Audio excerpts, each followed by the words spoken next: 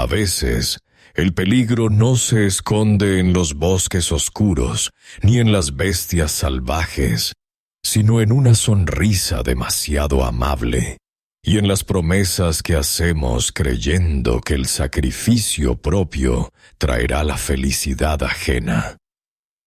Esta es la historia de Clara, una joven cuyo corazón puro fue su mayor fortaleza, pero también la puerta por la que entró la oscuridad a su vida, recordándonos que la bondad sin cautela puede costarnos nuestro propio refugio. Acompañadme en este viaje donde la magia antigua y las pasiones humanas se entrelazan para enseñarnos que, incluso cuando perdemos nuestro hogar, el verdadero destino nos espera donde menos lo imaginamos. En un rincón olvidado de nuestra geografía, donde las colinas verdes se ondulan como el lomo de un gigante dormido, y los campos de trigo brillan bajo el sol con el color del oro viejo. Vivía un hombre llamado Don Álvaro. Era un viudo de rostro curtido por los años y el trabajo bajo la intemperie, con las manos ásperas como la corteza de un roble, pero con una mirada que se suavizaba irremediablemente al posarse sobre su única hija, Clara. La vida en aquella casa de piedra, con su porche orientado al sur y sus contraventanas de madera azulada, transcurría con la cadencia lenta y previsible de las estaciones. No había grandes lujos, pero sí una abundancia de paz. Clara, que había heredado la belleza serena de su madre fallecida, tenía el cabello negro como una noche sin luna y unos ojos tan claros que parecían reflejar el cielo de las mañanas de invierno. Su risa era la música que llenaba los silencios de la casa, y su bondad, un bálsamo para la soledad que a veces asomaba en los ojos de su padre. Don Álvaro había hecho una promesa solemne muchos años atrás, una noche de tormenta en la que se quedó solo con la pequeña Clara en brazos. Nunca traería una madrastra a casa.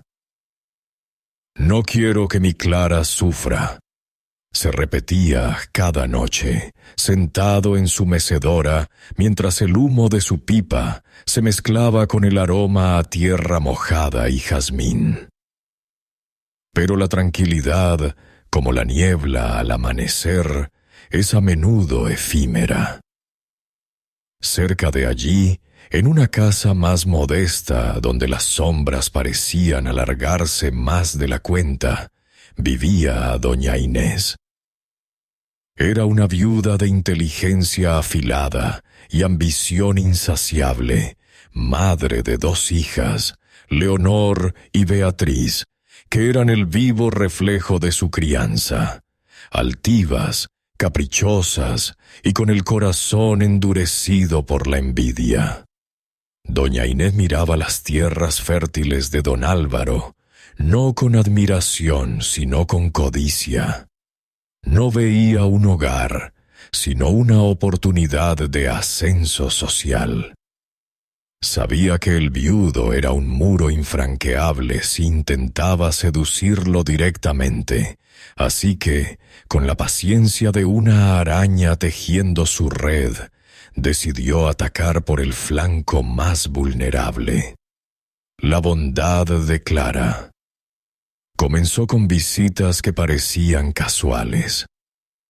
Pasaba por aquí y he visto estas moras silvestres, tan dulces como tu niña, decía con una sonrisa ensayada frente al espejo. Luego fueron los pequeños regalos, un pañuelo bordado con iniciales entrelazadas, una cesta de manzanas rojas y brillantes, o un dulce de membrillo casero que doña Inés preparaba con un esmero calculado. Sus palabras eran miel sobre hojuelas. Elogiaba la belleza de Clara, su diligencia en las tareas del hogar, su voz al cantar mientras tendía la ropa. Y Clara, inocente y generosa, que jamás había conocido la malicia, empezó a ver en aquella mujer no a una extraña interesada, sino a una figura maternal que el destino le había negado. «Es una mujer tan amable, padre», decía Clara una tarde de otoño, mientras el viento comenzaba a despojar a los árboles de sus hojas. «Y está sola, como tú. No es justo que cargues con tu soledad solo por protegerme a mí». Don Álvaro escuchaba con el ceño fruncido, debatiéndose entre su juramento y el deseo de ver a su hija feliz.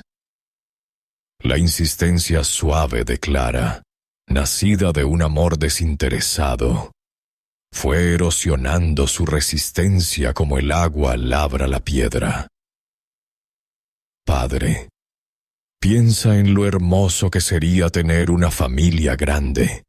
Leonor y Beatriz podrían ser las hermanas que nunca tuve», insistió ella, tomando las manos callosas de su padre entre las suyas, suaves y cálidas. Finalmente, tras semanas de dudas que le quitaban el sueño, don Álvaro cedió. «Si esto es lo que quieres, hija mía, lo pensaré», murmuró, sellando sin saberlo el fin de su paz. La boda se celebró con sencillez, pero con la asistencia de todo el pueblo. Hubo arroz, vino y música, pero mientras los vecinos brindaban, algunos ancianos intercambiaban miradas de preocupación al ver la sonrisa triunfal de doña Inés. La mudanza fue rápida. Al principio la casa pareció llenarse de una nueva energía. Doña Inés se deshacía en atenciones, y sus hijas, instruidas severamente por su madre, forzaban sonrisas y cumplidos. Clara creía vivir en un sueño, feliz de ver a su padre acompañado. Pero las máscaras, por bien hechas que estén, terminan cayendo con el peso de la rutina. No pasó mucho tiempo antes de que la verdadera naturaleza de la nueva familia emergiera como las rocas afiladas cuando baja la marea. La envidia de Leonor y Beatriz, alimentada durante años de carencias y comparaciones, estalló al ver cómo el pueblo entero adoraba a Clara. No soportaban que los niños le regalaran flores, que los tenderos le guardaran las mejores frutas, o que los animales del corral la siguieran con devoción. Clara brillaba sin intentarlo, y eso para quien vive en la oscuridad del rencor es una ofensa imperdonable. Doña Inés fue la primera en cambiar el tono. Las palabras dulces se tornaron agrias, los elogios en críticas mordaces.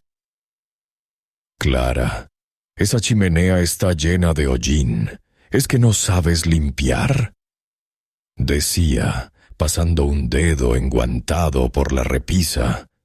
«Y ese vestido te queda ridículo, demasiado infantil. Deberías dárselo a Leonor.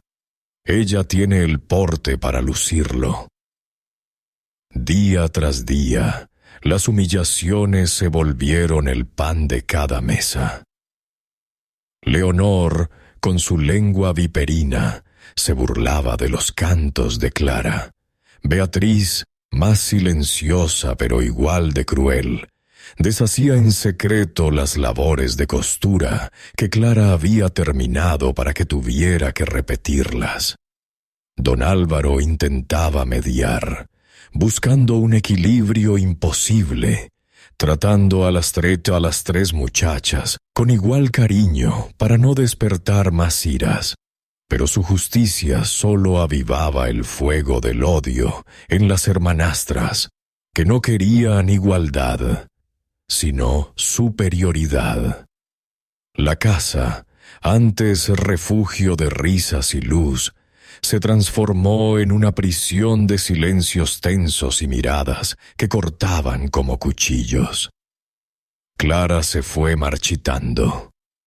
Se refugiaba en su habitación, llorando en silencio para no preocupar a su padre, preguntándose qué había hecho mal, por qué el cariño se había convertido en desprecio. La culpa la carcomía. Ella había pedido aquello.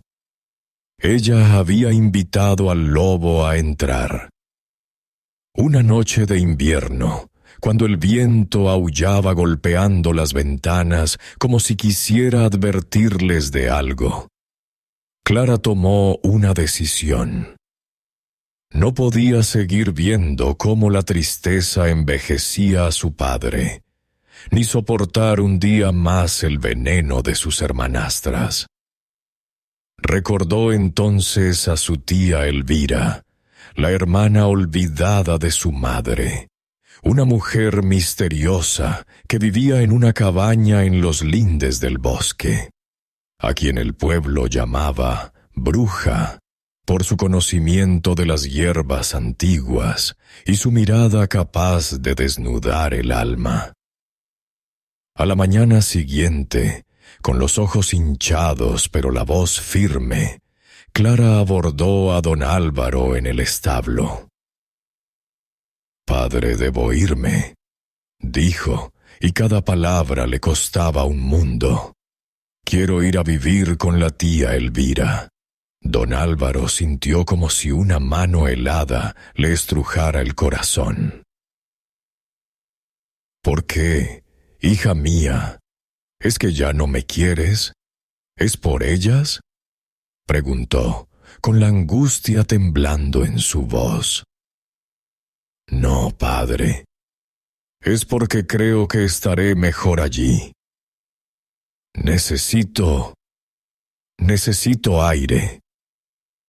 Mintió piadosamente, ocultando que su partida era un sacrificio para devolverle la paz a él. El viudo, derrotado por la tristeza que veía en los ojos de su hija, no tuvo fuerzas para negarse. «Si eso es lo que necesitas, Clara, que así sea», respondió, y 2 lágrimas surcaron su rostro curtido. Clara recogió sus pocas pertenencias en un atillo. Un par de vestidos sencillos, un libro desgastado y el recuerdo de una felicidad que ya parecía lejana. Salió de la casa sin mirar atrás, sintiendo en la nuca las miradas de triunfo de doña Inés y sus hijas desde la ventana del piso superior. El camino hacia el bosque se abría ante ella, incierto y solitario. El viento le revolvía el cabello y el frío le calaba los huesos, pero en su pecho, junto al dolor de la despedida, comenzaba a nacer una extraña sensación de libertad. Ignorante aún de que su verdadero destino la esperaba entre las sombras de los árboles y los secretos de una anciana que conocía el lenguaje de la tierra. Pero mientras Clara se alejaba, una sombra alargada la observaba desde la linde del bosque, y no era una sombra humana. La cabaña de la tía Elvira no era simplemente una vivienda. Era un organismo vivo que respiraba al ritmo del bosque. Al cruzar el umbral, Clara sintió que dejaba atrás el mundo de las convenciones humanas para adentrarse en algo más antiguo y primordial. El aire allí dentro no olía a encierro, sino a una mezcla embriagadora de salvia seca, cera de abejas y tierra mojada tras la lluvia. Las paredes, revestidas de madera oscura y pulida por el tiempo, estaban abarrotadas de estanterías que desafiaban la gravedad, sosteniendo frascos de cristal donde flotaban raíces retorcidas y líquidos de colores imposibles. «Aquí estarás a salvo, pequeña», había dicho Elvira al recibirla, con una voz que sonaba como el crujir de las hojas secas en otoño. Su cabello gris, recogido en una trenza infinita, y sus ojos, de un color ámbar penetrante, intimidaban a cualquiera, pero Clara vio en ellos el mismo cariño fiero que una loba profesa a sus cachorros. La vida allí era dura pero honesta. Clara aprendió que la magia no consistía en agitar varitas, sino en saber escuchar. Elvira le enseñó a diferenciar el susurro del viento que trae lluvia del que anuncia sequía, a respetar a las abejas que zumbaban en el jardín como pequeñas guardianas doradas, y a entender que cada planta tenía un alma y un propósito. «Esta es la banda para calmar el alma inquieta», le explicaba Elvira, mientras sus manos nudosas podaban con delicadeza. «Y esta es ruda, para espantar las envidias, algo que tu padre debería haber plantado hace años». Clara reía suavemente, aunque la mención de su padre le provocaba un pinchazo en el pecho. A pesar de la paz del refugio, su corazón seguía atado a la casa de piedra que había dejado atrás, y tenía razón en preocuparse. En el hogar de don Álvaro, la ausencia de Clara no había traído la paz, sino un vacío que resonaba en cada esquina.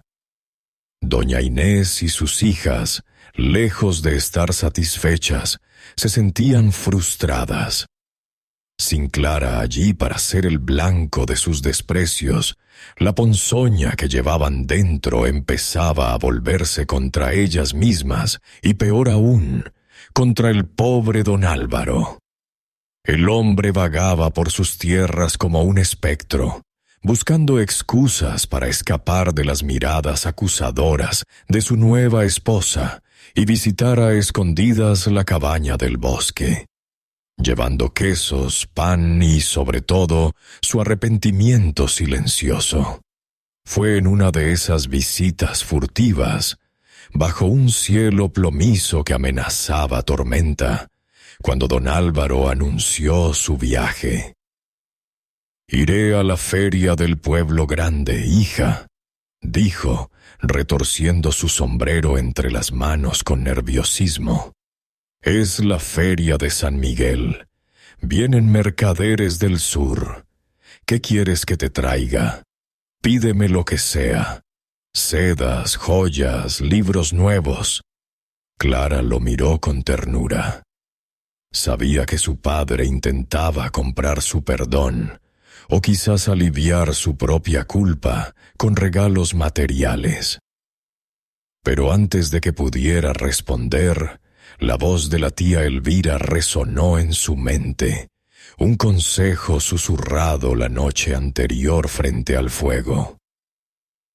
«La verdadera riqueza, niña, cabe en la palma de una mano y nace de la tierra, no del oro».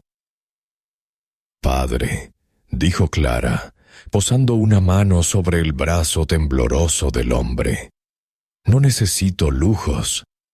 Solo quiero que me traigas un saquito de semillas de cantueso. Eso es todo». Don Álvaro parpadeó confundido. «¿Semillas de cantueso? Pero hija, eso crece silvestre en los caminos. ¿Seguro que no quieres un vestido nuevo? Leonor me ha pedido un mantón bordado en oro y Beatriz, sedas que brillen al sol. Solo las semillas, padre. Es lo que mi corazón desea. Elvira, que escuchaba desde la sombra del porche, mientras desgranaba vainas de guisantes, sonrió para sus adentros. La niña estaba aprendiendo. Sabía escuchar. El viaje a la feria fue una prueba para los sentidos de don Álvaro. El pueblo grande era un hervidero de ruido y color. Carromatos pintados de rojo y amarillo bloqueaban las calles. Músicos callejeros competían con los gritos de los vendedores de empanadas, y el olor a especias exóticas, cuero curtido y estiércol de caballo saturaba el aire. Don Álvaro se movía entre la multitud como un barco a la deriva, cumpliendo con los encargos de sus hijastras. Compró el mantón bordado, pagando un precio exorbitante que le hizo apretar la mandíbula, y encontró las sedas para Beatriz, suaves como el agua, en el puesto de un mercader veneciano. Pero las semillas de Cantueso resultaron ser el verdadero desafío. Recorrió puesto tras puesto, preguntando a floristas y herbolarios. ¿Cantueso?, se burló un vendedor de tulipanes. Eso es hierba de pobres, señor. Aquí vendemos rosas de Alejandría. El sol comenzaba a caer, tiñendo el cielo de un naranja furioso, y don Álvaro sentía el peso del fracaso. No podía volver sin el único y humilde deseo de su hija. Fue entonces, en un callejón estrecho y mal iluminado, lejos del bullicio principal, donde vio a un anciano sentado sobre una manta raída. Tenía la piel como pergamino antiguo y unos ojos lechosos que, sin embargo, parecían verlo todo. Frente a él, alineados con precisión militar, había pequeños saquitos de cuero. «Buscas lo que otros desprecian», dijo el anciano con una voz que sonó como piedras rodando en el fondo de un pozo, antes siquiera de que don Álvaro abriera la boca. «Busco semillas de Cantueso», respondió el viudo, sintiendo un escalofrío que no tenía que ver con el frío de la tarde. El anciano sonrió, mostrando unos dientes amarillentos, y le tendió un saquito oscuro, atado con un cordel rojo. «Estas no son semillas comunes. Han bebido la luz de la luna llena y la savia de la tierra virgen. Plántalas con fe, o no crecerá más que maleza». Don Álvaro pagó con una moneda de plata, mucho más de lo que valía, y guardó el saquito en el bolsillo interior de su chaleco, cerca del corazón, sintiendo un extraño calor emanar de él durante todo el viaje de regreso. Al llegar al pueblo, la diferencia en los recibimientos fue dolorosa. En su casa, Leonor y Beatriz le arrebataron los regalos de las manos, sin apenas darle las buenas noches, pavoneándose frente al espejo y discutiendo sobre quién lucía mejor. Doña Inés apenas levantó la vista de su costura para preguntar si había traído todo. Con el alma encogida, don Álvaro escapó hacia el bosque. Cuando entregó el pequeño saquito a Clara, la gratitud en los ojos de la muchacha valió más que todo el oro de la feria. «Gracias, padre, es perfecto», susurró ella, besando su mejilla. Esa misma noche, bajo la atenta mirada de Elvira, Clara preparó una maceta de barro cocido. Mezcló tierra negra del jardín con un poco de ceniza de la chimenea y arena del río, siguiendo las instrucciones precisas de su tía. «No las entierres muy hondo, Clara», advirtió Elvira, cuya sombra se proyectaba enorme contra la pared de la cabaña a la luz de las velas. «Tienen que sentir que el cielo las llama. Y recuerda, lo que se siembra con amor, florece con magia, pero lo que se siembra con codicia, se pudre en la raíz». Clara depositó las semillas con reverencia, cubriéndolas apenas con una capa de tierra fina. Roció agua de lluvia recogida en un cuenco de madera y colocó la maceta en el alféizar de su ventana, orientada hacia el este, donde nacería el sol. Los días pasaron lentos y expectantes. Clara cuidaba la maceta como si fuera un niño enfermo. Le hablaba en susurros, le cantaba las canciones que su madre le enseñó de niña y vigilaba cada cambio en la tierra húmeda. Y entonces ocurrió. Primero fue un brote tímido, verde pálido, que se desenroscó buscando la luz. Luego, con una rapidez antinatural que hizo que incluso Elvira arqueara una ceja, el tallo se engrosó y las hojas se desplegaron, carnosas y fragantes. Pero no era un cantueso normal. Su aroma era tan intenso que mareaba dulcemente a quien se acercaba, y sus hojas tenían un brillo iridiscente bajo la luz de la luna. Una noche, mientras Clara dormía, un sonido la despertó. Era un golpeteo suave, rítmico, contra el cristal de la ventana. Se incorporó en la cama, con el corazón galopando en el pecho. La maceta vibraba levemente, y fuera, en la oscuridad del bosque, 2 puntos dorados brillaban entre las ramas de los árboles, fijos en su ventana, observando, esperando. Algo antiguo había despertado con la planta, y Clara, con una mezcla de terror y fascinación, comprendió que su vida sencilla estaba a punto de romperse para siempre. La magia, como el amor, tiene sus propios ritmos, y en la cabaña de la tía Elvira, el tiempo comenzó a medirse no por la salida del sol, sino por la llegada de la medianoche. La planta de cantueso, exuberante y cargada de flores púrpuras que parecían vibrar con luz propia, se había convertido en el faro de un milagro nocturno. Cada noche, cuando el reloj de la iglesia del pueblo daba las 12 campanadas, cuyo eco llegaba amortiguado por la distancia y los árboles, Clara abría los postigos de su ventana. El aire frío del bosque entraba de golpe, pero ella no sentía frío, sino una anticipación eléctrica que le erizaba la piel. Con la devoción de quien reza una plegaria sagrada, colocaba la maceta en el alféizar y entonaba la melodía que su tía le había enseñado, una canción antigua que parecía despertar a los grillos. «Hijo del rey, ven ya, que la flor de cantueso florida está». Apenas la última nota se disolvía en la oscuridad, el cielo respondía.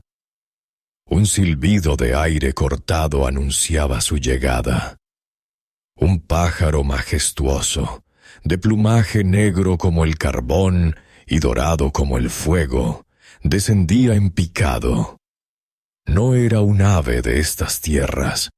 Sus alas batían con una fuerza regia y sus ojos brillaban con inteligencia humana. Al posarse sobre la tierra fragante de la maceta y revolcarse entre los tallos, la realidad se plegaba sobre sí misma. Plumas se convertían en terciopelo y piel. El pico en una boca de sonrisa triste y las garras en manos fuertes y delicadas. Allí, frente a Clara, aparecía Diego.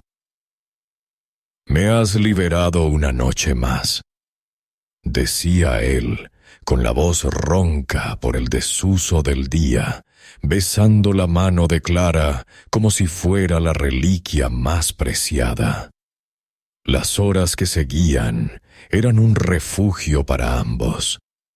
Diego, príncipe de un reino lejano, le hablaba de su maldición, un castigo impuesto por una hechicera celosa que lo condenaba a surcar los cielos como bestia bajo el sol, recuperando su humanidad solo bajo el influjo del cantueso y un corazón puro.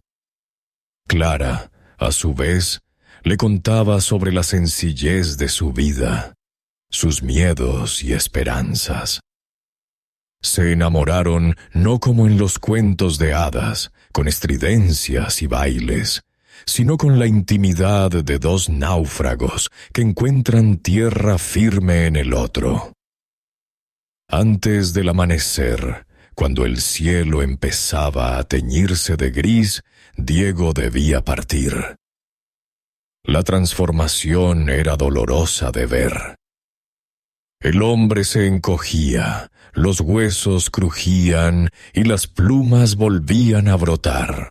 Pero antes de alzar el vuelo, siempre dejaba un regalo sobre la mesa. Una bolsa de monedas de oro, no como pago, sino como promesa de protección. Aquel oro, sin embargo, trajo consigo el brillo de la desgracia. Clara y Elvira usaron las monedas con prudencia para mejorar su vida. Telas nuevas, herramientas, comida abundante. Pero en un pueblo pequeño, la prosperidad repentina es un grito que despierta a los demonios de la envidia. Y los oídos más atentos eran los de doña Inés. «¿Cómo es posible?», bramaba la madrastra en su cocina, golpeando la mesa con el puño. «Esa niña tonta vive en una choza con una vieja loca y ahora viste mejor que nosotras». La codicia, mezclada con el odio, es un motor potente.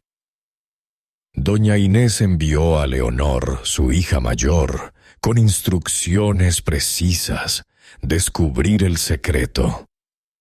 Leonor llegó a la cabaña con una sonrisa tan falsa como una moneda de plomo, fingiendo nostalgia y hermandad. Clara, incapaz de ver maldad en nadie, la recibió con alegría. Pero la tía Elvira, que veía más allá de las apariencias, preparó el té de esa noche con una dosis generosa de lavanda y amapola. Leonor luchó contra sus párpados pesados. Quería espiar, quería ver de dónde salía el oro, pero el calor de la chimenea y la mezcla de hierbas fueron más fuertes. Cayó redonda en el camastro de invitados mucho antes de la medianoche, roncando suavemente mientras Clara cantaba y Diego aparecía. A la mañana siguiente, Leonor regresó a casa con las manos vacías y la cabeza embotada, enfrentándose a la furia de su madre, que la llamó inútil y estúpida hasta dejarla llorando. «Si quieres que algo se haga bien, envía a quien tenga hielo en las venas», dijo doña Inés, volviendo sus ojos hacia Beatriz, la hija menor, más callada pero mucho más peligrosa. Beatriz llegó a la cabaña días después. no cometió el error de su hermana. Aceptó el té con gratitud, pero cuando nadie miraba, vertió el líquido en una maceta de helechos. Fingió un sueño profundo, respirando rítmicamente bajo las mantas, pero sus ojos permanecieron abiertos en la penumbra, fijos como los de una víbora. Y lo vio todo. Vio a Clara cantar. Vio al pájaro descender.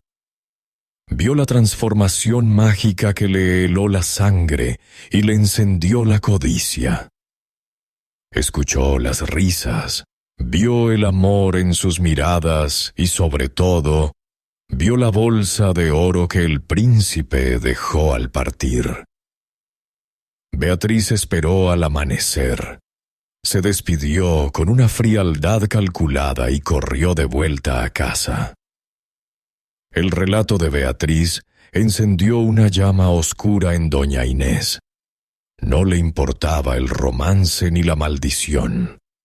Solo veía una fuente de riqueza que debía ser suya y una felicidad ajena que debía destruir. «Un pájaro», murmuró la madrastra, con una sonrisa que no auguraba nada bueno. «Los pájaros son frágiles, hija mía. Si se les cortan las alas, no vuelan. Y si se les hiere, no vuelven». De un cajón cerrado con llave, doña Inés sacó un puñado de cuchillas de afeitar, finas y afiladas como bisturíes.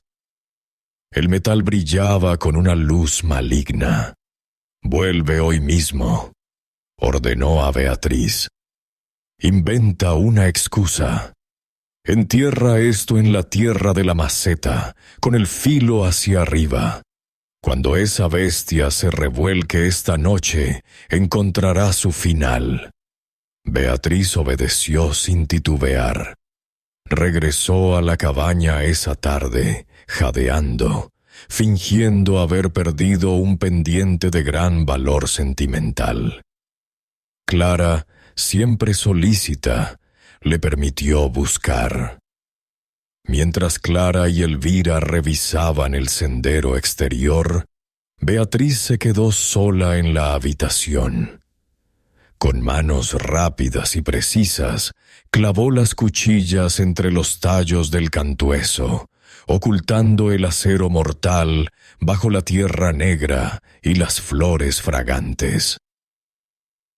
«¡Lo encontré!», gritó poco después, mostrando el pendiente que llevaba en el bolsillo. Se marchó rápido, dejando tras de sí una trampa mortal y un silencio cargado de presagios. La noche cayó como un manto de plomo. El aire estaba inusualmente quieto, sin viento, como si el bosque contuviera la respiración. Clara no notó nada extraño. Su corazón solo latía por ver a Diego. Cuando el reloj marcó la medianoche, abrió la ventana.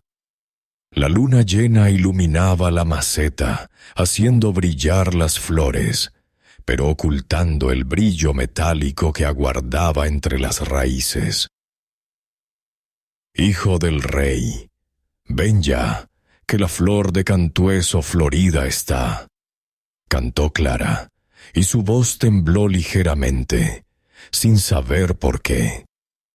El zumbido de las alas rompió el silencio. El gran pájaro negro y dorado descendió con la urgencia del deseo, ansioso por el contacto con la tierra que le devolvía su forma humana. Se lanzó hacia la maceta, buscando revolcarse en la magia del cantueso. Pero en lugar de la suave transformación, la noche se rasgó con un grito. Fue un alarido inhumano, mezcla de graznido de bestia y dolor de hombre, que heló la sangre de Clara. «¡Ay!», gritó una voz que ya no era del todo pájaro ni del todo humana. «¡Traición! ¡Infame! ¡Me has herido! El pájaro aleteó frenéticamente dentro de la maceta, debatiéndose en una agonía de cortes invisibles. La sangre roja y caliente salpicó los pétalos púrpuras del cantueso y manchó el vestido blanco de Clara. «¡Diego!», gritó ella, lanzándose hacia él, pero el pájaro, cegado por el dolor y creyéndose traicionado por la mujer que amaba, alzó el vuelo con un esfuerzo titánico. «Me has matado», resonó su voz desde el cielo, alejándose hacia las estrellas. «Maldita sea tu estirpe». El ave desapareció en la oscuridad, dejando un rastro de gotas carmesí sobre el alféizar. Clara, temblando de horror, hundió las manos en la tierra de la maceta, buscando entender qué había pasado. Sus dedos tropezaron con el metal frío y afilado. Con un gemido, extrajo una de las cuchillas, luego otra, y otra más, todas bañadas en la sangre de su amado. La comprensión la golpeó con la fuerza de un mazo. No había sido magia fallida, había sido maldad humana. Cayó de rodillas, con las manos ensangrentadas y las cuchillas apretadas contra su pecho, mientras la planta de cantueso, herida de muerte por el metal y el dolor, comenzaba a marchitarse ante sus ojos, dejando caer sus hojas una a una como lágrimas secas. Clara estaba sola de nuevo, pero esta vez el silencio de la cabaña no era paz, sino la tumba de su esperanza. El llanto de Clara no era el de una niña que ha perdido un juguete, sino el de una mujer que ve cómo su mundo se desmorona por una traición que no vio venir. Sus lágrimas, calientes y saladas, caían sobre la tierra de la maceta, mezclándose con la sangre seca del príncipe, pero la magia del cantueso no respondía al dolor. Las hojas, antes verdes y vibrantes, se tornaron marrones y crujientes, cayendo una a una sobre el suelo de madera como notas de una melodía fúnebre. Fue la mano firme de la tía Elvira sobre su hombro lo que la sacó del abismo. «Las lágrimas no cierran heridas, niña», dijo la anciana, con una voz dura, pero cargada de urgencia. «Y el arrepentimiento no devuelve la sangre derramada. Si de verdad lo amas, debes dejar de llorar y empezar a actuar». Clara levantó la vista, con los ojos enrojecidos. «¿Pero cómo, tía? Se ha ido creyendo que yo le tendí la trampa. Me odia». «El odio es solo amor herido», sentenció Elvira, dirigiéndose a una de sus estanterías más altas. De allí bajó un frasco de cristal tallado, que brillaba con una luz tenue en la penumbra. «Este es un bálsamo antiguo, destilado de lágrimas, de luna y resina de árboles milenarios. Es lo único capaz de cerrar las heridas mágicas que esas malditas cuchillas le han causado. Pero Diego está lejos, en su reino, muriendo lentamente. Debes ir tú». Elvira no le dio tiempo a dudar. De un baúl de alcanfor sacó ropas de hombre, un jubón oscuro, calzones de lana gruesa, una capa de viaje y un sombrero de ala ancha que ocultaba la mitad del rostro. «Te disfrazarás de médico», instruyó mientras ayudaba a Clara a ocultar su larga cabellera negra bajo el sombrero. Nadie debe saber quién eres, ni siquiera él, hasta que estés sanado. Tu corazón puro será tu única credencial, y el silencio, tu mejor escudo. Clara se miró en el espejo de metal pulido. La joven dulce y risueña había desaparecido. En su lugar, un joven de semblante serio y decidido le devolvía la mirada. Guardó el frasco del bálsamo en una bolsa de cuero pegada a su pecho, y tras un abrazo que olía a despedida y a esperanza, se lanzó a la noche. El viaje no fue un paseo por los prados que Clara conocía. El mundo más allá del pueblo era vasto y hostil. Los bosques se cerraron sobre ella como la garganta de un lobo. Árboles de ramas retorcidas parecían querer atrapar su capa, y el viento soplaba con un silbido que recordaba a las voces de las hermanastras conspirando. Clara caminó hasta que sus pies sangraron dentro de las botas, durmiendo al raso, con el miedo como única manta. Al tercer día, al cruzar un sendero encajonado entre rocas grises, le salieron al paso 3 hombres de aspecto feroz. Eran bandidos, con la piel sucia y los ojos brillantes de codicia. «¡Alto ahí, jovencito!», gruñó el líder, jugando con una daga. «Esa bolsa parece pesada. ¿Qué llevas? ¿Oro?». Clara sintió que el pánico le subía por la garganta, pero recordó las enseñanzas de Elvira. La magia también está en la palabra. «No llevo oro, sino la muerte y la vida», respondió con una voz grave que no reconoció como suya. «Soy médico y llevo hierbas para la peste negra que asola el Valle del Sur. Si queréis la bolsa, tomadla, pero con ella os llevaréis los vapores de la enfermedad». Los bandidos retrocedieron, persignándose. El miedo a la plaga era más fuerte que la codicia.